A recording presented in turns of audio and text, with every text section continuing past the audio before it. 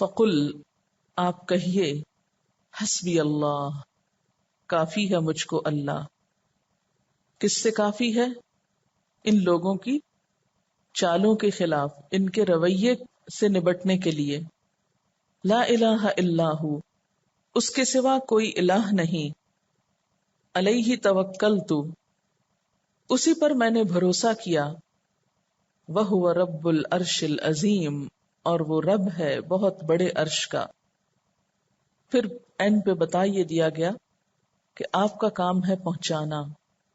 اگر کوئی اس کو مان لے تو اس کا اپنا فائدہ، لیکن آپ کی اس ساری محبت اور اس ساری خیرخواہی اور اس شفقت اور رحمت اور اچھے جذبات کے باوجود اگر لوگ آپ کی ناقدری کریں تو پھر آپ اپنے رب کو پکاریں، اس پر بھروسہ کریں اور اس کا دامن تھام لیں. ایک دائی کے لیے یہ ایک بہترین نسخہ ہے اپنے آپ کو تسلی دینے کا. اور یہاں پر اللہ تعالی کے لیے رب العرش العظیم کا لفظ استعمال ہوا ہے، عرش عظیم کا رب. تو عرش عظیم کا رب کیوں کہا گیا؟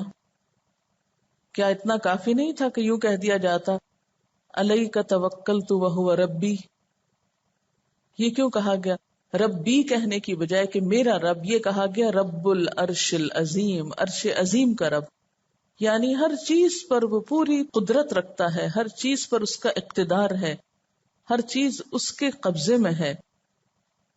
اس لیے کوئی بھی اس کی سلطنت سے بھاگ کر کہیں نہیں جا سکتا. جو لوگ پیغمبر کی خیرخواہی کے باوجود اس کی بات سننے کو تیار نہیں ہیں، وہ اپنی خیر بنائیں، وہ سوچ لیں کہ وہ پھر کہاں جائیں گے، کہاں پناہ لیں گے.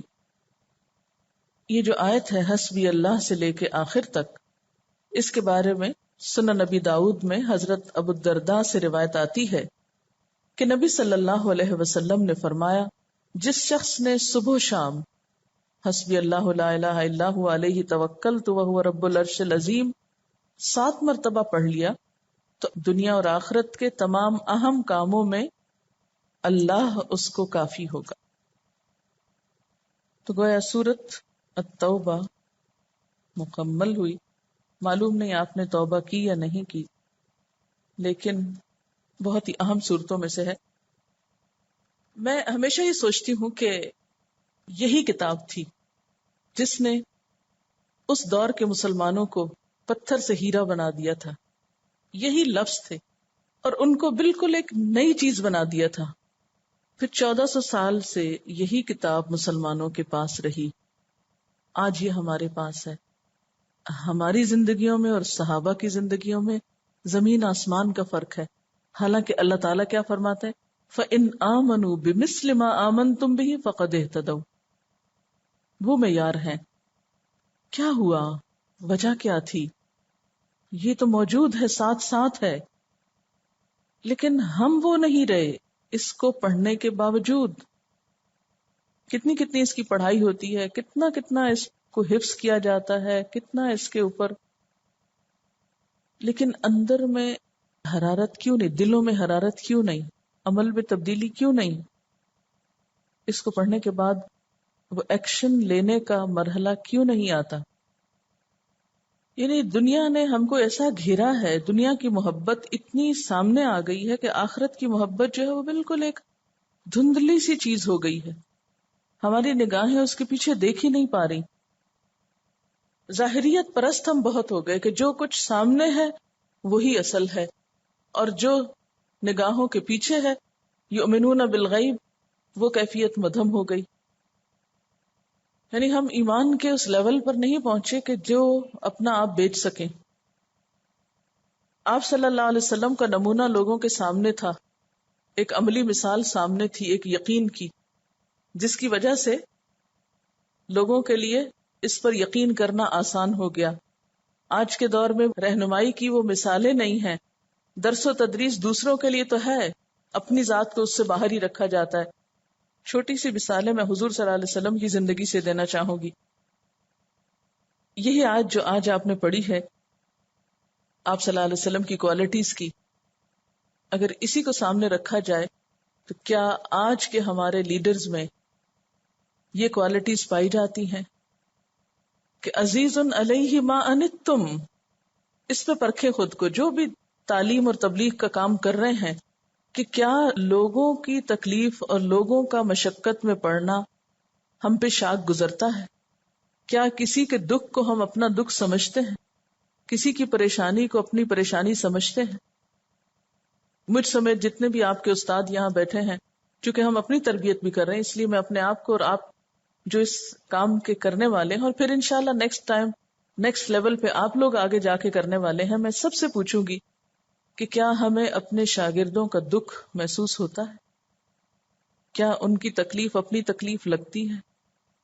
کیا ان کا بھٹکنا یا ان کا غلط کام کرنا ہمیں پریشان کرتا ہے؟ ہمیں ان کی ذات میں کتنا انٹرسٹ ہے؟ ہمیں ان کی خیرخواہی، ان کی غلطیوں کے باوجود، دیکھیے خیرخواہی یہ نہیں ہوتی کہ جب وہ اچھے ہیں تو ہم ان کے خیرخواہ ہوں، اور اگر وہ غلط کام کریں تو ہم کہیں دور پھینکو ان کو. نہیں، ان کی اچھائی، ان کی برائی، ان کی خوبی، ان کی خامی، ان کی ہر چیز سمیت ہم ان کو چاہنے والے ہوں. وہ کام نہ کرے تو ہمیں تکلیف ہو، وہ سستی کرے، وہ چھٹی کرے، وہ کوتاہی کرے، ان سے انسان ہونے کے ناطے کوئی غلطی ہو جائے تو وہ ہمارے اوپر بہت گراں ہو جائے کہ کیوں ہوا، ان سے یہ کام کیوں ہوا، انہوں نے غلطی کی. تو ان کی غلطی کو ان کی نہ سمجھیں، ان کی غلطی کو اپنی سمجھ لیں کہ میرا کوئی قصور ہوگا، ہو سکتا ہے میں ہی ریزن ہوں اس کے غلط کام کی. تو یہ جو لیول ہے نبی صلی اللہ علیہ وسلم کی اس ہمدردی کا، عزیز علیہ ما عنتم، تم مشکل میں پڑو، تم تکلیف میں پڑو، تم غلط کام کرو، تم بھٹکو، یعنی کسی بھی غلط کام کرنے والے کے ساتھ ہمارا رویہ کیا ہوتا ہے؟ نفرت کا، کرٹیسزم کا صرف، یا ہمدردی اور خیرخواہی کا کہ نہیں میں نے دین کے فائدے میں اس شخص کو ہیرا بنا کے چھوڑنا ہے، اس کا ماضی کچھ بھی ہو، اس کا حال کچھ بھی ہو، یہ کوئی بھی ہو، لیکن ونس وہ ادھر آ گیا ہے، وہ میرے حوالے کیا گیا ہے، تو اب اس کی اصلاح میرے اوپر فرض ہو چکی. جب تک استاد کے اندر یہ جذبہ نہ ہو تربیت نہیں ہو سکتی. کتنا پریشان کرتے ہیں بچے، پھر بھی خیر خواہی، یعنی باپ کی محبت یا شفقت کے لیے رأفت کا لفظ استعمال ہوتا ہے، جس سے رؤوف ہے کہ باپ کا رویہ کیا ہوتا ہے.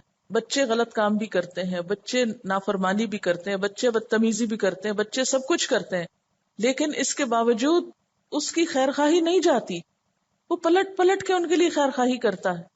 کیا ہمارے اندر یہ جذبہ ہے کہ بچے جو بھی کریں، اس کا یہ مطلب نہیں کہ بچے بدتمیزی ہو جائیں، ان کی بدتمیزی پر بھی اس لیے نہیں کڑنا کہ انہوں نے میرے ساتھ ایسا کیا، اس لیے کڑنا کہ ان کے اندر یہ چیز ان کو نقصان دے گی. ماں باپ اپنے بچوں کے لیے کیوں پریشان ہوتے ہیں ان کی غلطیاں اور خامیاں دیکھ کر کہ یہ چیز ان کے لیے اچھی نہیں، ان کے لیے درست نہیں.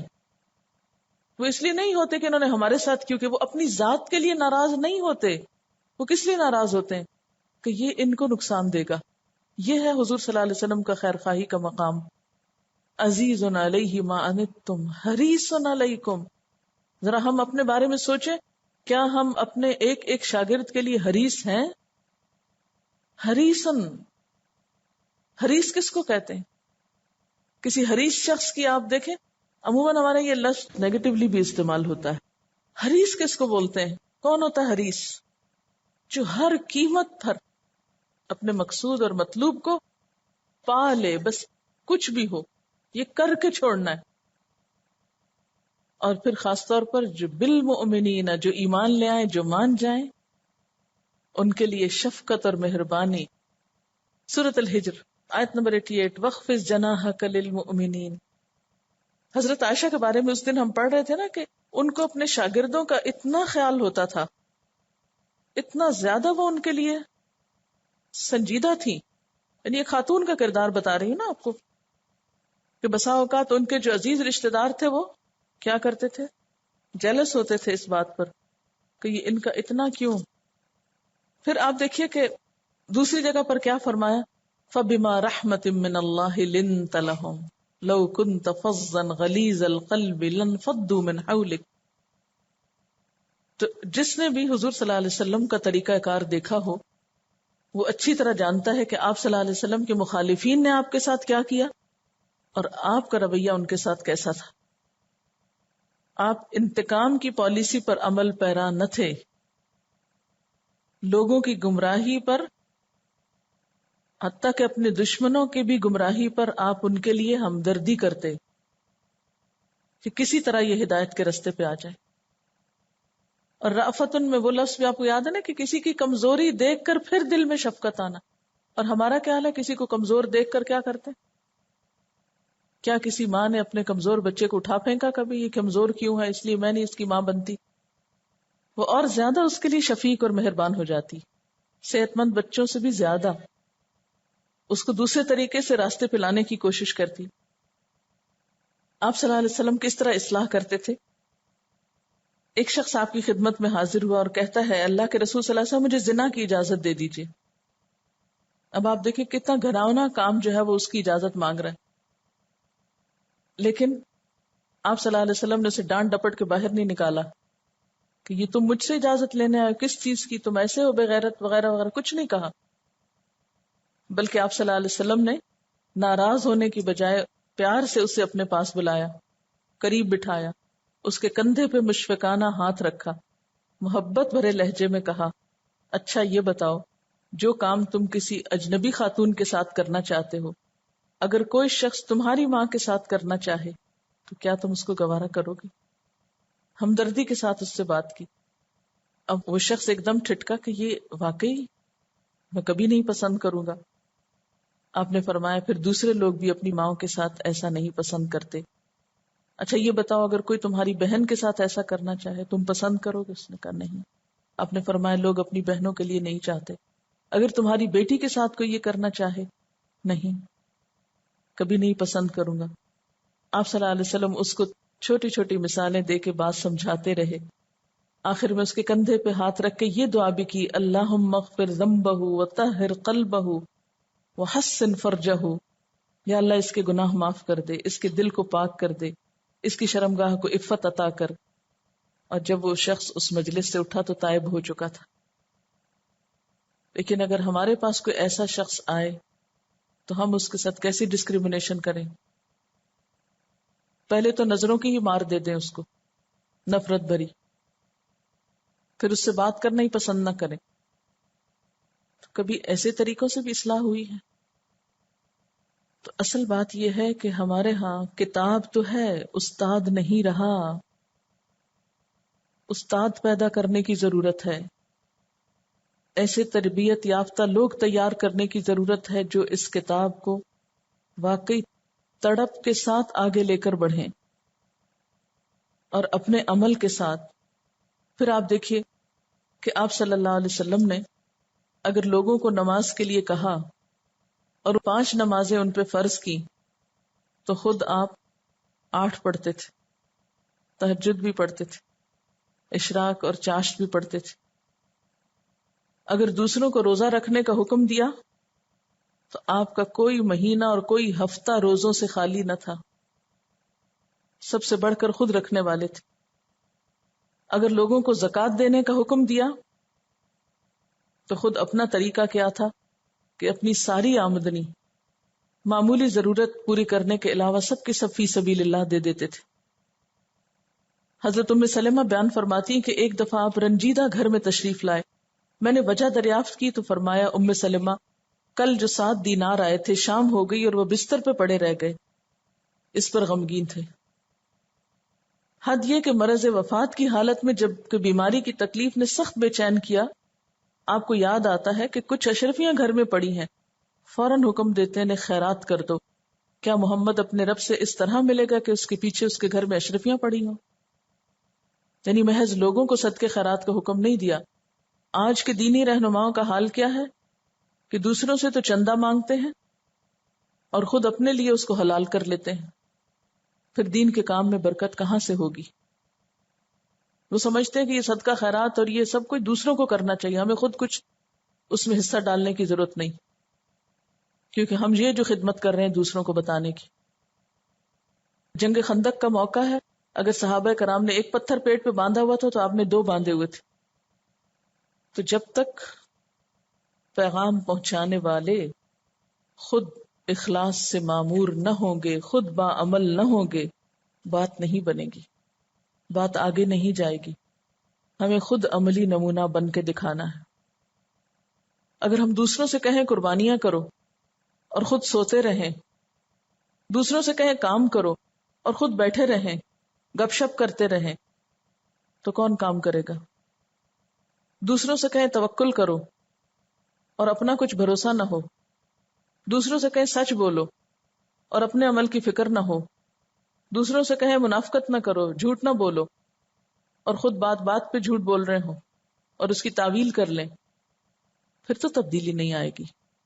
ہماری بہت بڑی مشکل یہ ہے، یعنی ہم سب کو اس پر سنجیدگی کے ساتھ سوچنے کی ضرورت ہے، اور سب سے زیادہ، باہر سے زیادہ، ہم اس 4 دیواری کے اندر میں اور آپ اپنا اپنا جائزہ لیں، تاکہ کوئی تو مثال قائم ہو۔ اور اگر ایک مثال بھی قائم کرنے میں کامیاب ہو گئے آپ، تو انشاءاللہ پھر چل پڑے گا، یہ چین ریاکشن ہو جائے گا، پھر اور مثالیں بھی جنم لینے لگیں گی۔ لیکن اگر یہ قرآن پڑھنے پڑھانے والے مثالیں نہ قائم کر سکیں ان چیزوں کی، تو باہر سے کوئی نہیں کر سکے گا آگے۔ ان تتولوا یستبدل قوما غیرکم، اگر تم نے سنجیدگی سے نہ لیا اس کام کو تو اللہ کسی اور سے کرائے گا، اور لوگ آ جائیں گے یہ سب کرنے کے لیے۔ وآخر دعوانا ان الحمد للہ رب العالمین۔ سبحانک اللہم وبحمدک نشہد ان لا الہ الا انت نستغفرک ونتوب الیک۔ والسلام علیکم ورحمۃ اللہ وبرکاتہ۔